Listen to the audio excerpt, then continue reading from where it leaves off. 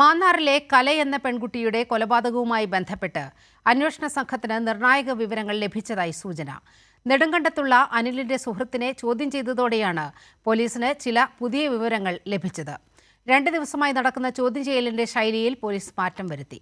അന്വേഷണ സംഘത്തെ ചെറു ടീമുകളായി തിരിച്ച് 3 പ്രതികളെയും 3 സ്റ്റേഷനുകളിലായാണ് ചോദ്യം ചെയ്യുന്നത്. 15 വർഷങ്ങൾക്ക് മുൻപ് അനിലിനുണ്ടായിരുന്ന ബന്ധങ്ങളെപ്പറ്റിയാണ് പോലീസ് ഇപ്പോൾ അന്വേഷിക്കുന്നത്.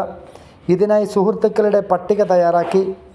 മുൻപ് സ്പിരിറ്റ് കടത്ത് സംഘത്തിൽ ഉൾപ്പെട്ടിരുന്ന അനിലിൻ്റെ അബ്കാരി ബന്ധങ്ങളിൽ നിന്നാണ് നെടുങ്കണ്ടത്ത് നിന്നും ഒരാളെ പോലീസ് ചോദ്യം ചെയ്യുന്നത്.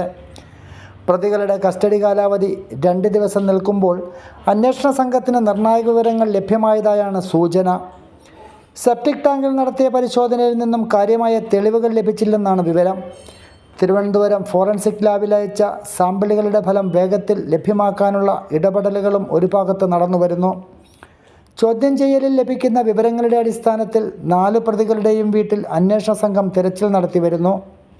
കാലപ്പഴക്കമേറിയ കേസിൽ ശാസ്ത്രീയ പരിശോധനാ ഫലം ഉൾപ്പെടെ നിർണായകമാണ്. അനിൽകുമാർ നാട്ടിലെത്തിയാൽ വിവരശേഖരണം നടത്തിയ ശേഷം മാത്രമേ തെളിവെടുപ്പിലേക്ക് പോകുകയുള്ളൂ. ഷാജഹാൻ, കൈരളി ന്യൂസ്, ആലപ്പുഴ.